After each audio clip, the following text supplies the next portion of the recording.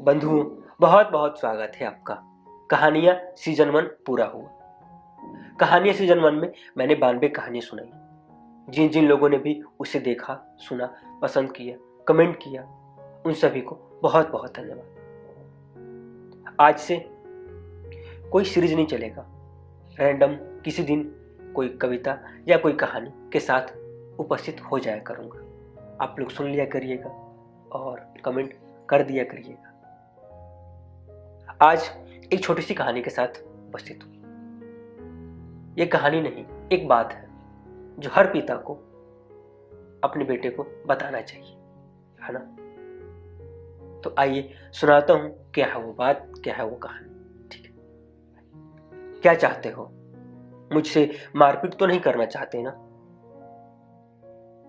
ये जो आंखें बड़ी किए घूर रहे हो, ये टीस काहे का? तुम्हारा पिता हूं और बिल्कुल हक बनता है कि तुम्हारी हर जरूरत को मैं पूरा करूं। अगर जो नहीं करता तो इसका दोषी मैं खुद हूं, ये मैं मानता हूं। पर ऐसी क्या जरूरत है तुम्हारी? ऐसा कौन सा काम है जो 15,000 रुपए के फोन में नहीं बल्कि लाख रुपए वाले आईफोन से ही पूरा होगा?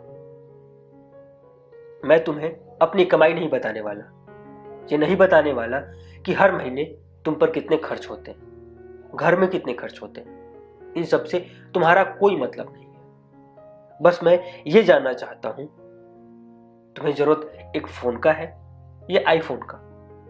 अगर जरूरत एक फोन का है तो ये रहा फोन। अगर जरूरत आईफोन का है तो भाई सीधी सी बात है, नहीं मिलेगा।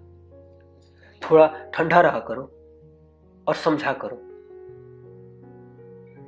एक कहानी सुनाता हूं तुम्हें। ये एक पिता अपने बेटे को बोल रहे थे।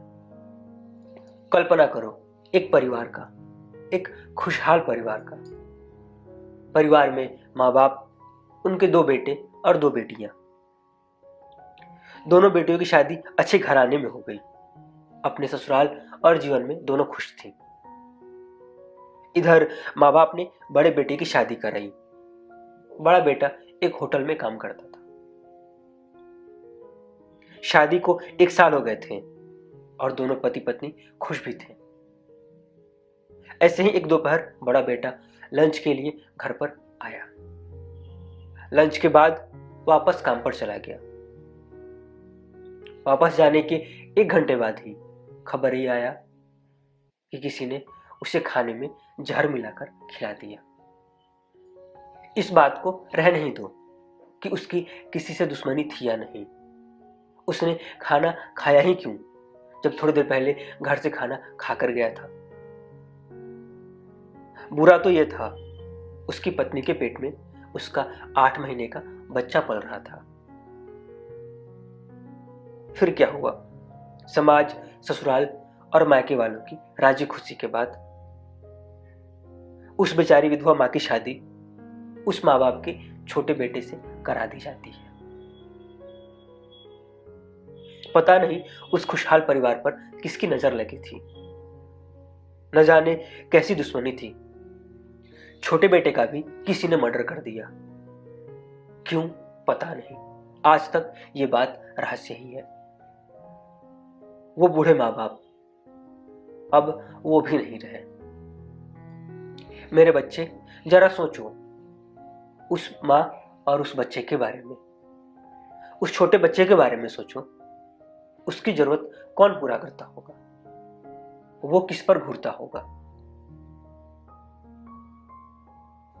और तुम्हें बताऊं, मैं ऐसी बात या कहानी तुम्हें सुना क्यों रहा हूं?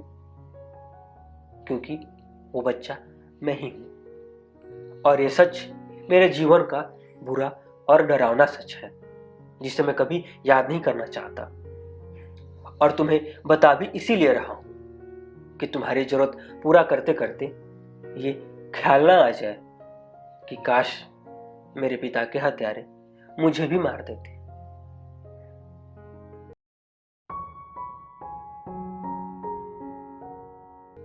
कहानी कहें या बात, पूरा हुआ। समझना बस इतना ही है।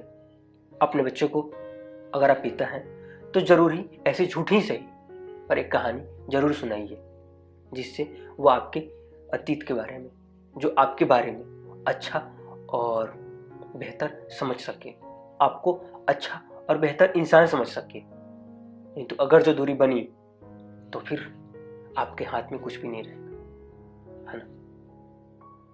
तो अपने बच्चे के बेहतर भविष्य के लिए एक छोटी सी मनगढ़ंत झूठी कहानी जरूर बनाइए, जिसका आपके प्रति उसका व्यवहार, स्वभाव सब बदल जाए, है ना।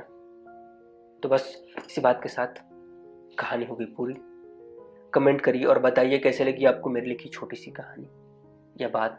ठीक है, तो कहानी सुनने के लिए, पसंद करने के लिए आप सभी का बहुत बहुत धन्यवाद। और